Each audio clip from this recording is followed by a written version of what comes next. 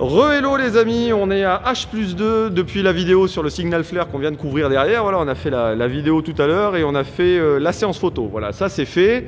On termine en beauté, on vous l'a présenté hier. Bon, là on est sur une auto de connaisseur, non pas que les autos qu'on vous présente habituellement ne le sont pas, mais là en termes de config, ça s'adresse donc à des collectionneurs qui la cherchent. Celle-ci et aucune autre.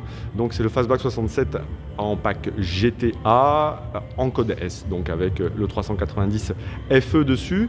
Cette auto dispose évidemment de son Marty Report, et lequel précise l'ensemble des caractéristiques de l'auto en sortie de chez Anne, donc à Dearborn, puisqu'elle est une Dearborn celle-ci, et donc qui confirme que l'auto telle qu'elle est aujourd'hui est très proche, voire même est complètement conforme à ce qu'était l'auto il y a 53 ans. On s'approche un petit peu de la voiture et on découvre un des cœurs de l'Amérique. Il y a la Chevelle qui vient de démarrer, j'espère que vous m'entendez toujours. Je vais m'approcher un petit peu. Et donc on découvre la baie moteur de cette auto. Et avant de regarder le moteur, toujours pareil, on regarde les assemblages cruciaux sur les Mustangs, et notamment donc l'assemblage entre l'aile intérieure et extérieure. Et on voit que ici, bon voilà, c'est un petit peu toujours les mêmes images, mais c'est celle qui caractérise la qualité d'une auto. Et on est sur quelque chose de très très qualitatif.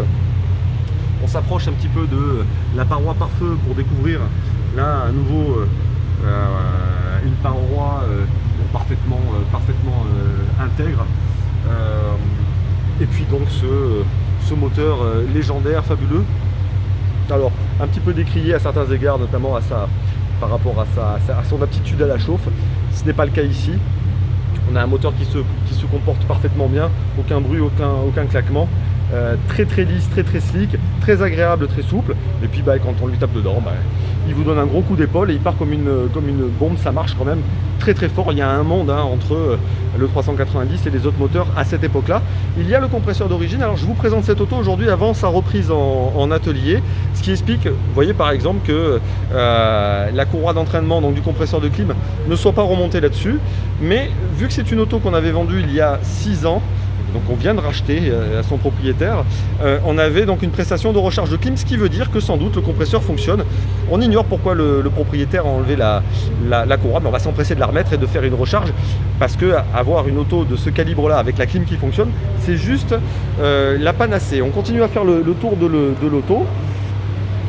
Donc on retrouve évidemment tous les attributs de la GTA. Ce qui est très important sur cette auto, à l'instar notamment des essuie-glaces ou d'autres éléments, c'est que ce sont les éléments d'origine sur cette auto et on les reconnaît aisément parce qu'elles ont cette petite patine et ce côté un peu brouillé, brouillardeux en surface, quitte à ne pas être parfait comme des pièces qui sortiraient neuves aujourd'hui, mais au moins on n'a pas des pièces qui sont made in Taïwan ou China. C'est bien appréciable. On va rentrer dans l'auto.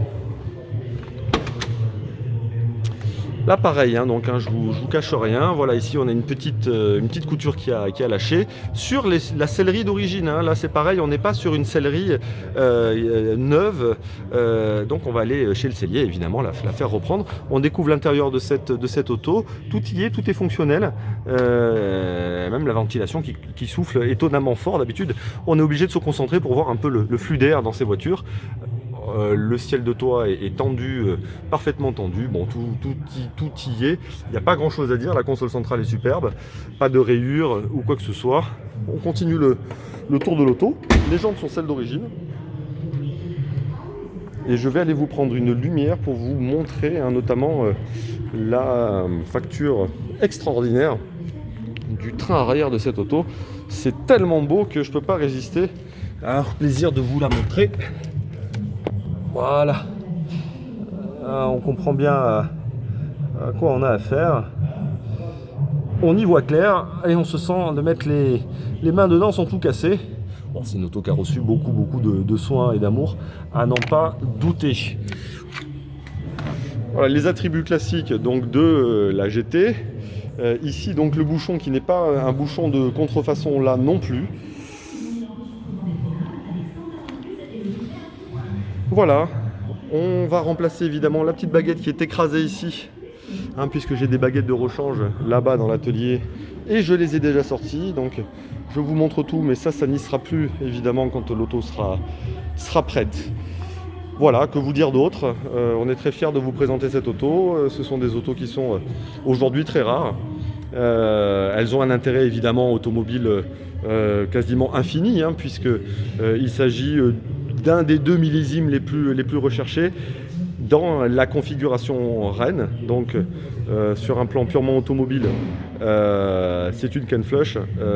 Et ensuite sur le plan patrimonial, hein, je vous parle donc, on est mercredi 28, ce soir notre présipoté va prendre à nouveau la parole.